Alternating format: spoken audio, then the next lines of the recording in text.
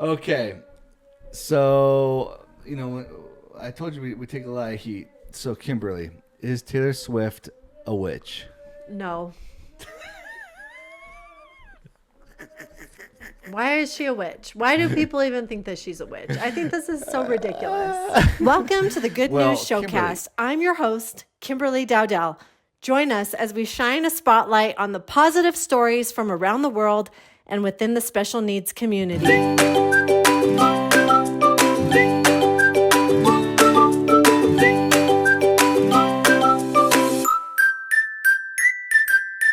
I'm here with my Instagram husband, Devin, and today for episode 4, we are talking about one of our most beloved and favorite subjects, And controversial sometimes.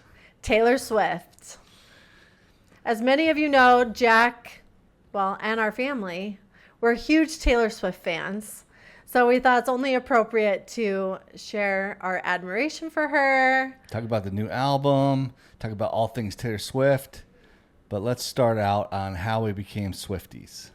Okay, so why don't you lead that off? I feel like so many people probably wouldn't even know this, but Devin's actually the one who was the first Swiftie in the family, and he is the one that introduced the rest of us to Taylor Swift.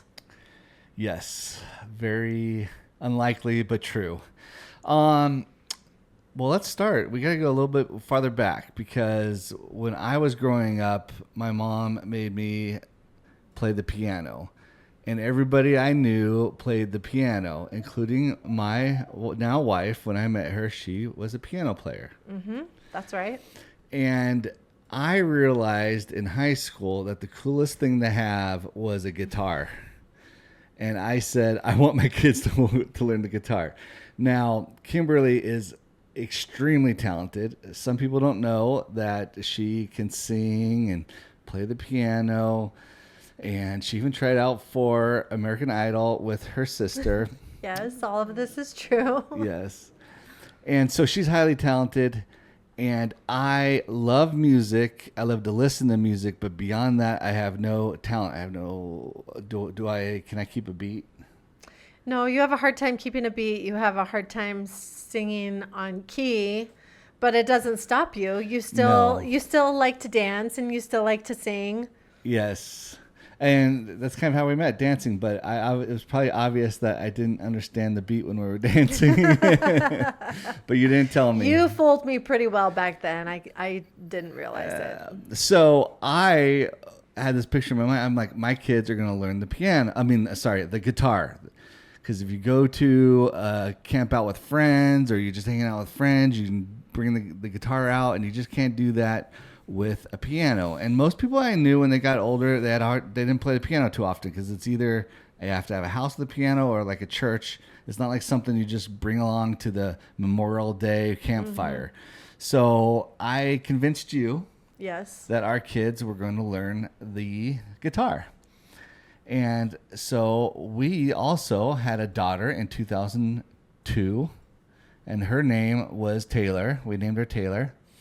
And then shortly afterwards, I learned of a Taylor Swift who played the guitar, sang her songs, and she liked country, and we loved country, and we loved music. And so I said, this is so exciting. We've got a daughter named Taylor, and there's this Taylor Swift, and that's kind of what we wanted Taylor to be a little bit. And it was probably about the same time that you learned of Taylor Swift that we got Taylor and Luke in guitar lessons. Yes. It was probably about the same time because I remember you bringing home a Taylor Swift CD, mm-hmm. and or maybe we gave it to Taylor for Christmas. I don't remember. And I bought her a Justin Bieber CD because I thought she would really like Justin Bieber. And she actually ended up loving Taylor Swift a lot more than Justin Bieber, which is great. But back then, all of the kids were, goo goo gaga over Justin Bieber. It's kind of funny because he was a smash hit. He was the hard one to get tickets for, and then Taylor Swift ends up becoming even larger than he was ever. Yeah. Not to take anything away from the guy. So that's how we became started on the Taylor Swift journey. And kind of a fun side note that I want to say is in the early 2010s, until probably the last couple of years, Devin was really into refinishing furniture. So he would find people that were selling their old dressers, and he would go pick them up, and then he would bring them home, sand them down, repaint them, put new hardware on these pieces of furniture, and then resell them. And something that he would do with the kids is he would take one of them along with him on the drive, which could be a 2-hour round depending trip. on where it was, where he had to pick up this piece of furniture. And so a lot of times Taylor would go with him, and they would listen to Taylor Swift. And all of the kids talk about these memories that they have with their dad of driving in the car and listening to music with him, and how, music really takes you back to certain like moments in your life. Yes. And I want to say something, and this is probably one of the reasons why we really love Taylor Swift, is that something about her music is she has a way of telling a story that is relatable to everyone in their life. Even though these are her experiences, she is sharing experiences that she knows everyone else has experienced at one point or another in their life. Like if you go all the way back to, her first album that she made, she has a song on there, and I think it's called something like Best Day with You. Oh yeah, that's a beautiful song. And the story behind that is she had been invited to sing at a game, and she hadn't made a name for herself yet, but she'd been invited to sing at this game. And she came home. It was a pretty big deal. She came home from this, and she called up her friends. She wanted to go to the mall the next day.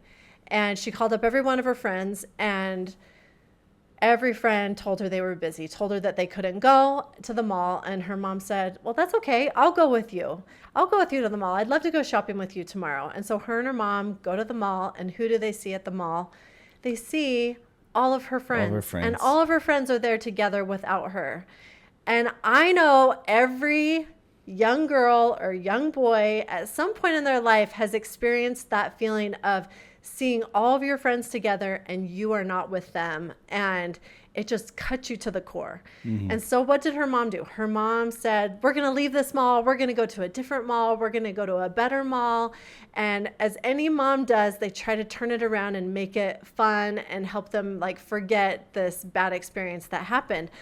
And so even though this was a really horrible experience for her, like she lost all of those friends, she had to start over, she writes this song about this experience. But rather than focusing on the negative part of being left out and her friends not being nice to her and going to the mall without her, she chooses to focus on, I had the best day with you today. Because she talks about that experience with her mom in the car, and I had the best day with you today. And I just love that she's able to make all of her songs so relatable, and everyone has had some experience or another like that in their lives. You say it's relatable, and it is, because just take, for instance, what we just talked about, the kids in the car.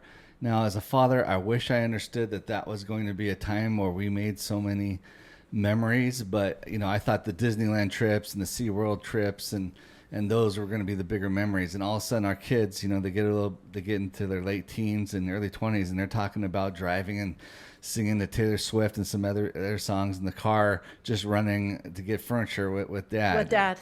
And Taylor Swift's mom, she created this great experience, the best day ever from that. So it's very interesting. Yeah, it is.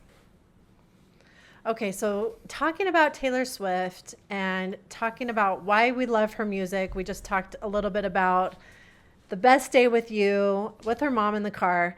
But what are some other songs, Devin, that you love of Taylor Swift? I would love to hear what your favorites are and why. I think my favorite song, and this is like picking a favorite kid. It's like picking a favorite kid, is Wildest Dreams. I think is my favorite. And, I don't want to do any spoiling, but my favorite album is probably 1989. And again, that's like picking a favorite parent. Like, it's really hard. Love those. Love 1989. I mean, Blank Spaces I really like. And what was another one from that one that I really love? Is Blank Spaces, Wildest Dreams.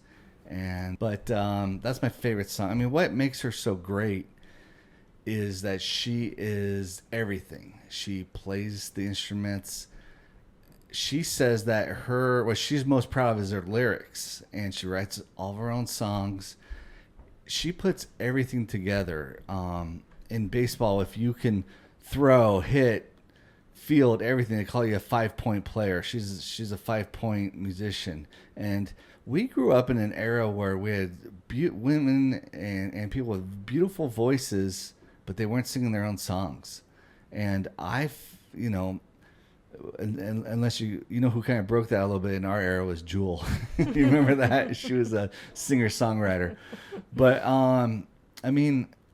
the amount of talent it takes to do everything she is. One thing that's overlooked on her also is that she is just an amazing businesswoman. And the way that she started, she's done many things, but putting out the Taylor version of her albums was a brutal move against all of her enemies, and in business it was pretty amazing to see. But what's your favorite songs and what makes her so great to you? First of all, as a woman and as an artist and as a businesswoman, I think she has surpassed so many obstacles.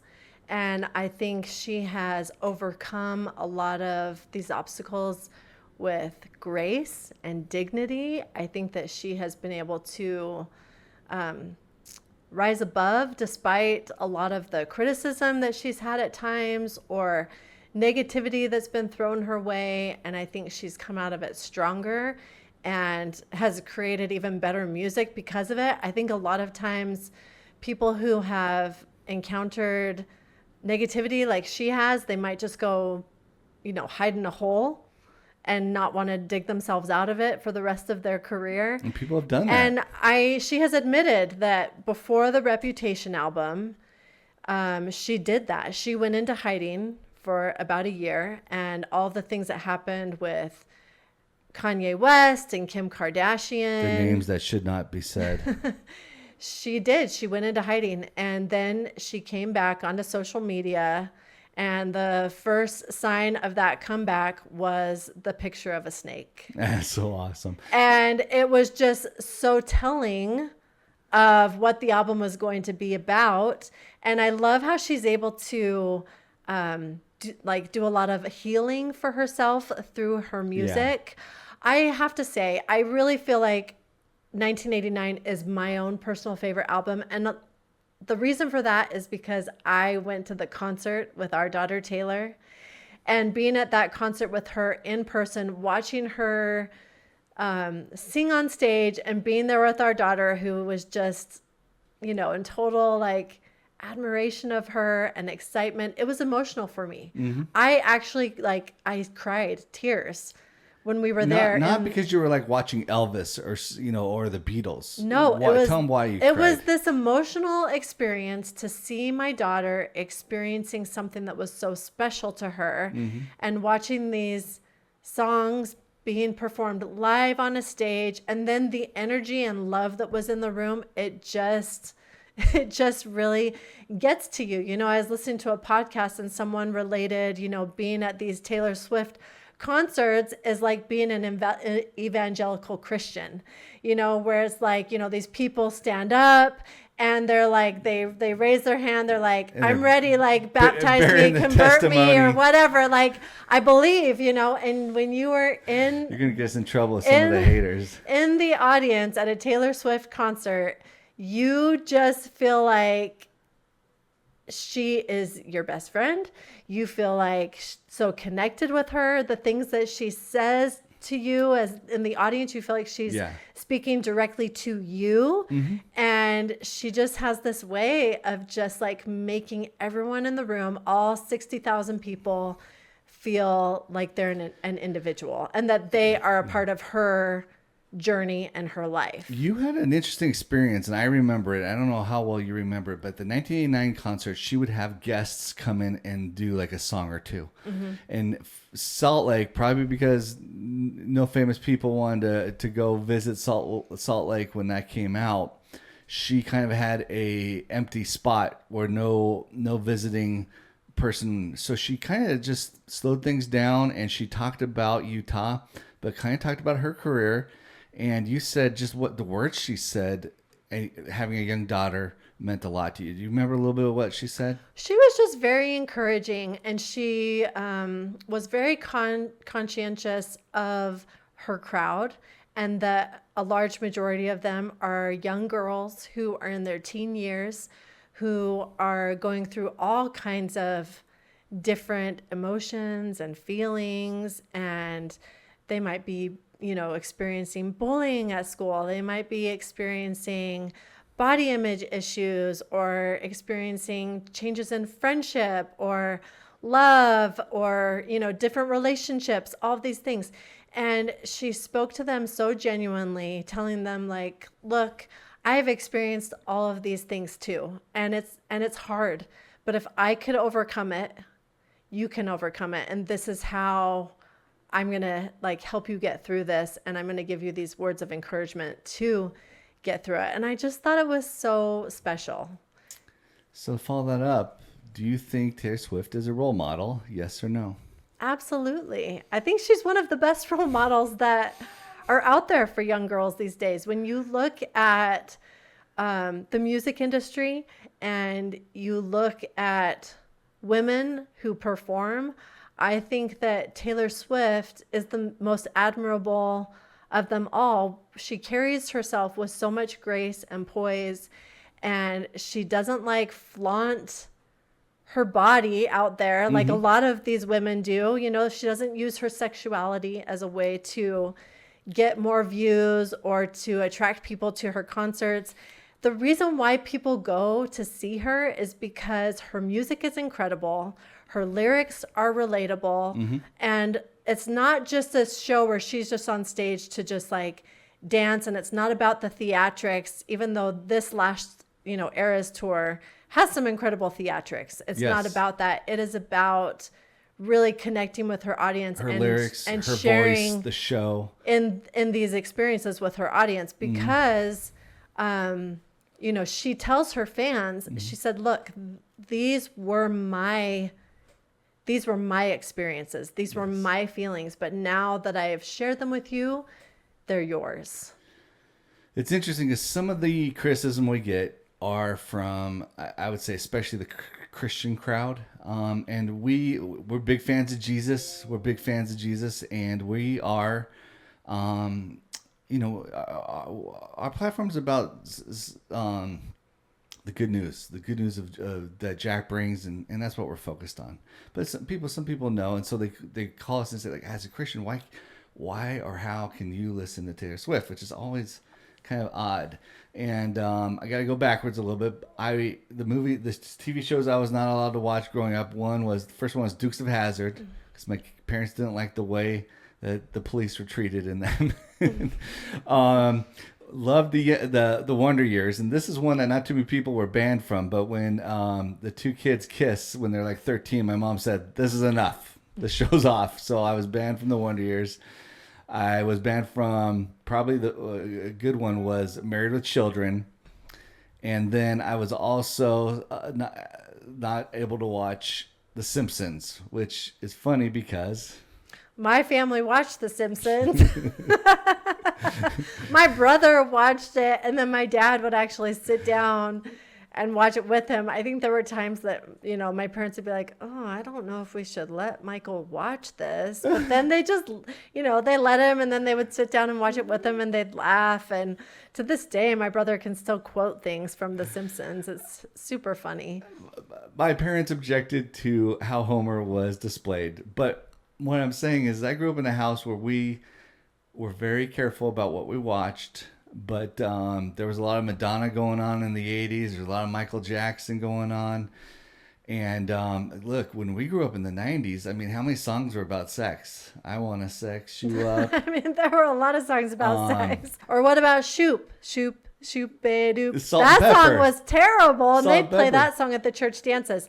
I do remember in the very late 80s, I was a huge fan of Milli Vanilli. Milli Vanilli. Milli Vanilli. Girl, you know it's true. Ooh, ooh, ooh. And I would listen to that tape over and over and over again. I just loved that tape. And then it came out that they were lip syncing that they weren't the actual, they weren't the actual I voice. think they just came out with to like a their TV faces or show on whatever. this. Very interesting. Anyway, I would love to watch that. But my dad probably isn't going to even listen to this episode, so I could say this. He would probably deny it if I said this to him now. But my dad told me I needed to throw the tape away because he said they were of the devil. My father thought my father. It's okay because my father thought the Beatles were the devil, and I said, Dad, the Beatles. I mean, they're thought of as probably like the last innocent band before all the hard rocks. And he says, well, what do you think the USSR song was about? So I remember taking that tape, and I was a very obedient child. Yes.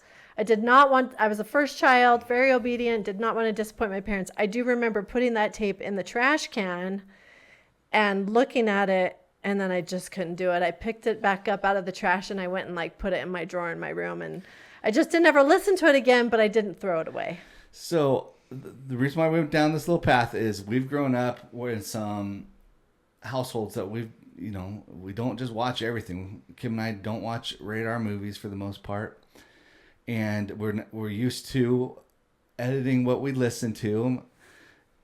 Though to say, look, if you're looking to the movie industry, the music industry, or the art industry to lead you in your Christianity, you're looking at the wrong place, man. This place is full. All of them are full of demons and devils. But there's some good acts, and Taylor Swift.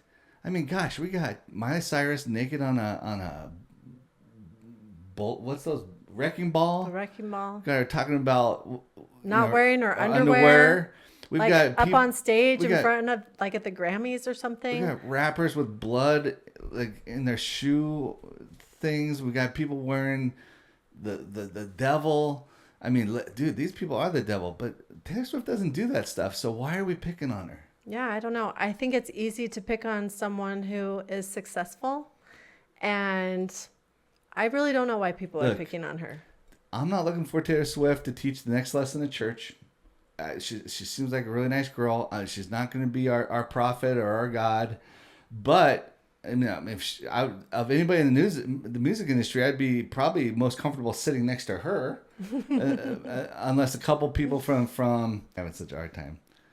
Country music. Country music's got some good people. Jeez, my brain larked up. But so you talked about sexuality. Look, she is feminine. And she shows her femininity. I think she's proud of it. I think there's a difference between that and just gross crudeness of like the Miley Cyruses. Mm-hmm. I don't want to pick on too many people. Sorry, Miley, but some of your stuff is pretty crude. I mean, Jack was listening to. He went from the new the girl that's singing the cowboy. She came from Beyonce, and she's practically naked on the cover. Mm-hmm. And then he went and played the girl that was from the Wizardsy place. What was her name? Oh, Selena Gomez. Selena Gomez. He goes and plays Selena Gomez, and she's naked on her cover. You show me the one where Taylor Swift was naked on her cover. Well, also, Jack went through a phase where he was listening to Billie Eilish, and he really became obsessed with her song Bad Guy. And then somehow he stumbles across the music video. And I haven't even seen the music video. And Jack watches it, and he complained about having nightmares.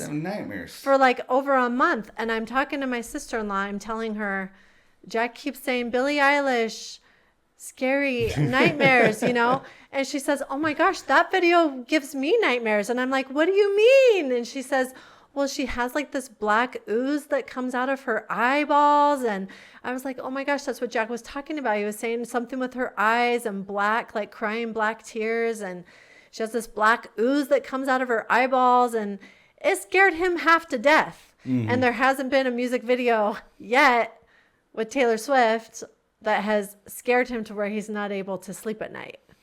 So we get this question a lot. Is there anything Taylor Swift could do that would make you not listen to her music? Anything that she could do to make me not listen to her music? I'll help you. Yes, when she starts getting naked on wrecking balls and she starts She starts throwing her underwear out into the audience or something. Yes, or yes, we could lose respect our respect for her. It's definitely possible, but she's been around a long time. That's what the Eras Tour is about, and she hasn't had to go down to those gross, crude levels to get views. Queen of social media, but Taylor Swift at this point deletes all of her social media, and it goes blank for almost a year, right? Yeah, a year and a half. And then when it comes out, she comes out with The Snake. The Snake. And the entire album is about this relationship or experience that she had with Kim and Kanye. It's about reputation is because they tried to ruin her reputation. Yes. It's a little bit revengeful of how to get back at them. Yes. And so sometimes we get people who are like, look, she's a snake. She's a devil worshiper. This was the snake. Yes. Everything is metaphorical, people. Metaphorical. The snake. Everything is not exactly what it says. Everything is metaphorical. The snake is Kim Kardashian and him. We don't use these names in our house. They're the names that shall not be spoken. Yes. But yes. So that's what that's about. And some people get all bent out of shape and they don't understand that those two people did. They were.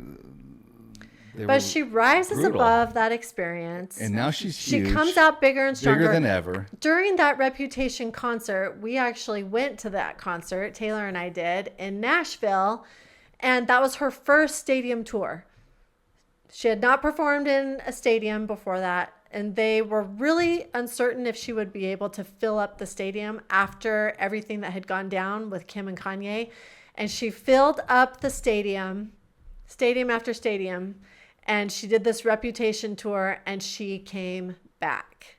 And it was amazing. And then it was soon after that was when she was made aware that her records, her original, what do you call those? The original files. The original files of her music, there's a word for it, and I can't remember the word for it, that they were up for sale.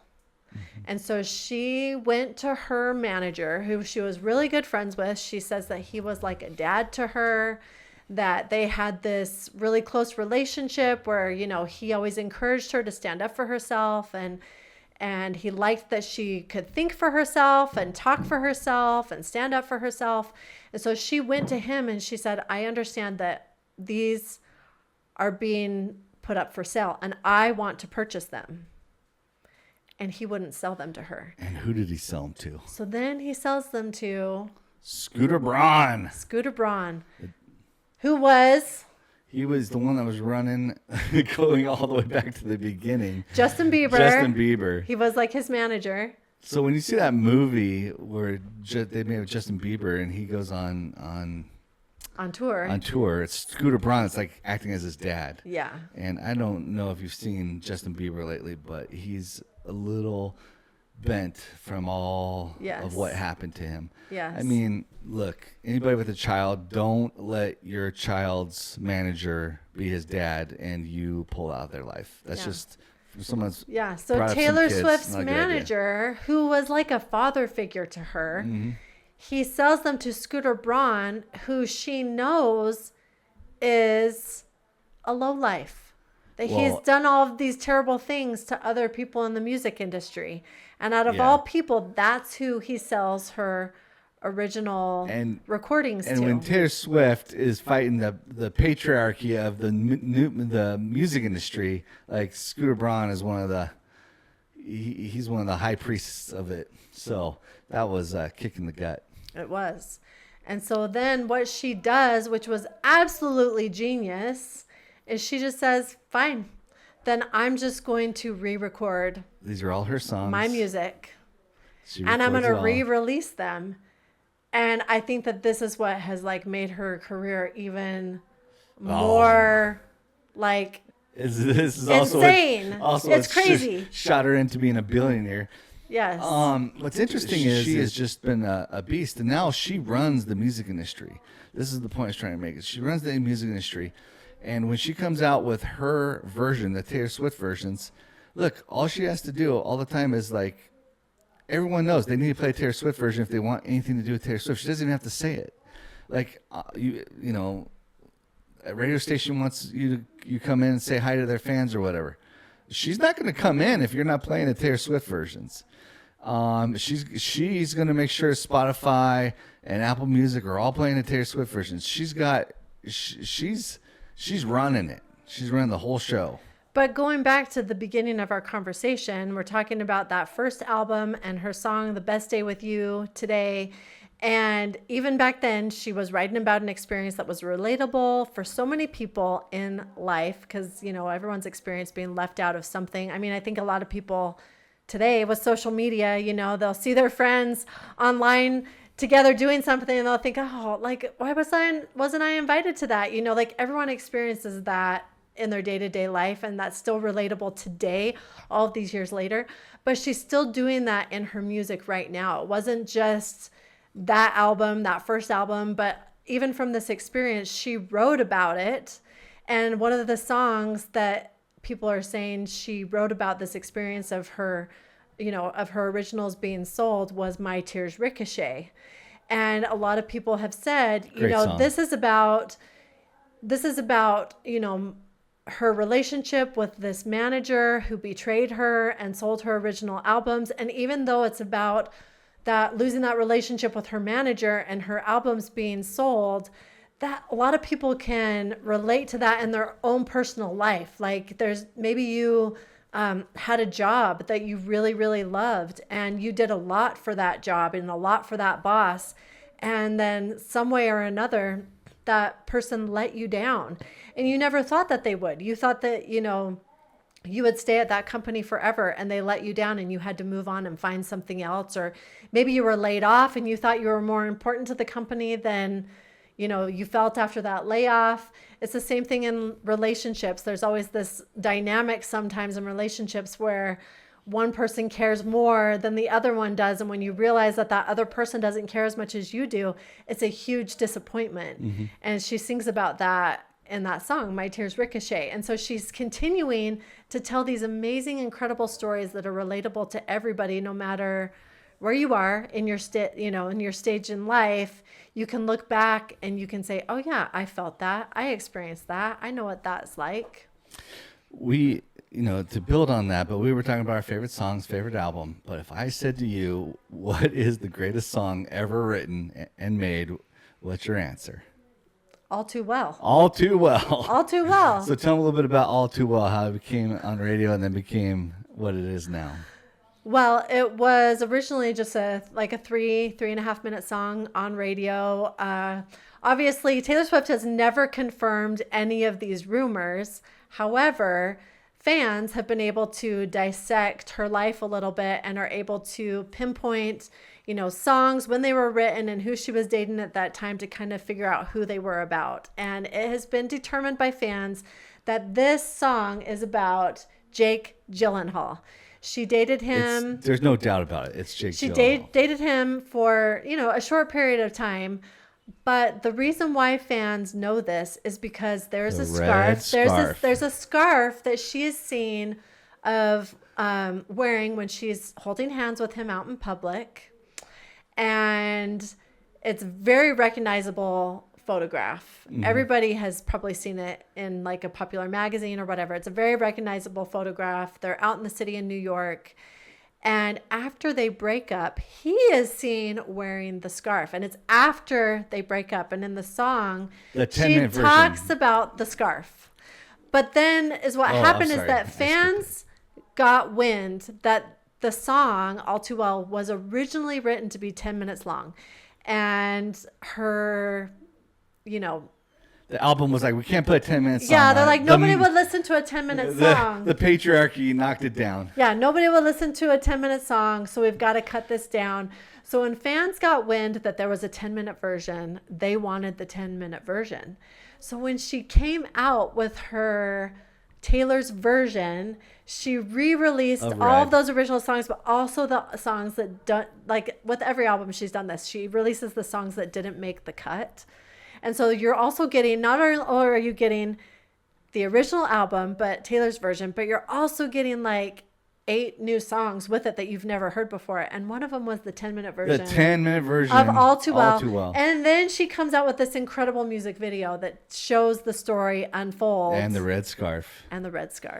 We hate Jake. And it's incredible. But the things that she talks about in that song, it's like you're so in love with somebody and they tell you these things and they say these things to you, but then you're looking back on it afterwards, is what that yes. That then you look back on it afterwards, and you're like, I can't believe that I let you tell me that, and that I believed you about did this. myself. No one that did this would love me. No one who loved me would say that to me. But they're saying but they say these things to you out of I'm trying to make you feel better, or When you say it's relatable, though, everyone's had something like that, I mean, where they were in a relationship, they loved it, and then afterwards they're like, it's tearing them up at the things, and then they look back and they're like, they didn't love me. They didn't open up the door for me. They didn't, they didn't bring me flowers. It's always those things after where you sit and you're like, oh my gosh, now that I think about it, he said that to me? Yeah. I can't believe he said that to me. How dare he say that to me? And, and I sat there and I took it because I thought that I deserved it, So she puts these experiences into a story, into a song that everybody is like, yes, I feel that too. I get it. We haven't said a lot from the song. You should listen to it if you haven't, with understand what we just said. But my favorite part is he has a keychain that says F, but it really says the F the word. patriarchy. F the patriarchy, which is so funny because he is such living the patriarchy of slipping around with women and moving on. He was just. It was very ironic. He was just playing to it, and it just helped him get more women. Oh yeah, I hate the patriarchy, yes, but he's part of the whole sleeping around and moving from woman to women, and people are too old if they're over 22 years old, And I can't tell you how many times we've been driving around the car, even just recently, I want to say 2 months ago. Taylor was with us, Jack was in the car, Blake was in the car. We're all in the car and we're listening to the Red album and we're playing the 10-minute version of All Too Well, and we've just got it blasting and we're all singing to it at the top of our lungs. And I can listen to All Too Well. It's 10 minutes and I can listen to it all day long. People have said that is a really good sign that I have ADHD, but I think everyone must have ADHD because everyone wants to play that song over and over and over again. Okay, so let's talk a little bit about Travis Kelce. Okay. So how did you come to realize who Travis Kelce was? When Taylor Swift put him on the map? Yes. I had no idea who he was before she started dating him. I had no desire to watch football until she started dating him. So we loved watching this season, and we loved following every part of it. It's been 20 years since I followed football super closely, but I became a big Kansas City fan. So when Taylor Swift showed up for the game, I was blown away, and I told Kimberly about it. We made a little video with Jack on it. It was a lot of fun. We did. But what is it? And Jack knows who Travis Kelce is. He'll talk about it. He'll say, I'm Travis Kelce. He's got one of those shirts that, what was it? I'm Taylor's boyfriend or Taylor's boyfriend. 87, number 87, Taylor's boyfriend. Yeah. I mean, I like to say Taylor Swift led the Kansas City Chiefs to a Super Bowl. I am still petitioning for her to get a Super Bowl ring. She deserves one. But you're a woman that hasn't watched a ton outside of college football. You haven't watched a lot of professional football. So what did it do for you this year? I mean, it made it fun. It made it exciting. I think as a fan of Taylor Swift, we know the heartbreak that she has experienced in her life. She's been in and out of love a lot. And I think this last relationship, especially, fans were a little disappointed that they didn't see as much of her out in the public eye because this last boyfriend didn't like her being in the public eye. And so they didn't know a lot of what was going on. I think fans were actually worried about her because they didn't see a lot of her. And I mean, we would hear things, in her Lover album, she pretty much proclaims her love to Joe Alwyn, talking about her London boy and all of these things. He's dead to us. And so fans, I think, get really excited when they hear that album because they're like, she's in love. She loves her London boy. And they respect the distance that they keep from the public eye. But it was a little bit disappointing. And then as rumors started to fly that they had possibly broken up. Then again, fans were concerned, she's out on tour. What do you mean she's broken up? You can't tell. And she actually has a song on her new album about that, like that she's out performing and nobody knows that. What's so I'm that going to song act called? like It's a it's great my song. birthday. Oh, what's it called again? I'd have to look at the name of it. I can play with I can do it with a broken heart. I can do it with a broken heart. Such a good She song. says, I can do it with a broken heart. Like, how many times have we been through something really hard, whether it's a breakup or some sort of emotional turmoil in our life, and you just have to put on a happy face and you have to move on. You still have to go to work. You have to get your kids out of bed and take them to school. Everybody has something where they, even though they're heartbroken, they still keep going and moving on with their life. So when we saw her with Travis Kelce at the Chiefs game, That first game she shows up to, it was really exciting because everyone just wants her to be happy. And he has such a magnetic personality that I think it was really, really fun to see how excited he was to see her and to see the interaction that he had with her on the field while in the games, doing all the little symbols, like throwing her the heart fingers. Oh, yeah. And pointing to her and watching her get all giddy with her friends in the stadium. Was there a better season than this season? That was so fun. It was so fun. Everybody wants her to be happy and just wants her to experience love. And you're talking about showing her off. I mean, not hiding her. They've shown her and Joe coming out like a hotel or a restaurant, and they're just running, trying to duck. And then they show Travis Kelce, and he's like waving. He's the like, crowd. whatever, man. This is a He's blast. like signing autographs, and he's like, this is my girlfriend. I mean, I think he's 2-time Super Bowl champion when they start dating, and he's 3-time Super Bowl champion now. Look, he's his own man in many ways. He doesn't. I mean, she definitely put him on the map, she did, but I think also the reason why they work is because she has been extremely successful in what she does and in her career and her music career. And Travis Kelce has gotten his own success. I mean, he's won the Super Bowl one of the best 2 tight times. Ends. Yes. 2 times. He's won the Super Bowl. That's like hardly any professional athletes even experience that. And so for him to have that type of success on his own, and then she has her success, I think that's what makes them and you see work this, so well together. You see this in that first game she shows to, because they come outside in the players' car area, and he's got his like 1970s muscle car with no top on, and they jump in and drive off. But I think So they awesome. understand each other too, because he understands. I mean, in his career, in order to get to that level of success, it takes a certain amount of work and energy and commitment to get there. And it's the same with her, you know? And so I think he understands that for her, that in order for her to continue to have this success and to continue giving a good show every single night that she's out on tour for this Eras tour, and to keep it up afterwards, he understands what she has to put into that, because he has to do the same with his career. So they're also not competing with each other because they're not in the same industry, I've got a warning for Travis Kelce. If you break up with Taylor Swift, it might not be good for you. So really think about it. Poor guy. I know. Can you think she breaks up with him, but he gets blamed for it? I know, that's so funny. I do not want the Swifties after you, man. I hope you guys. I hope it's good. Right now he's got the love songs about him on the new Tortured Poets Department album.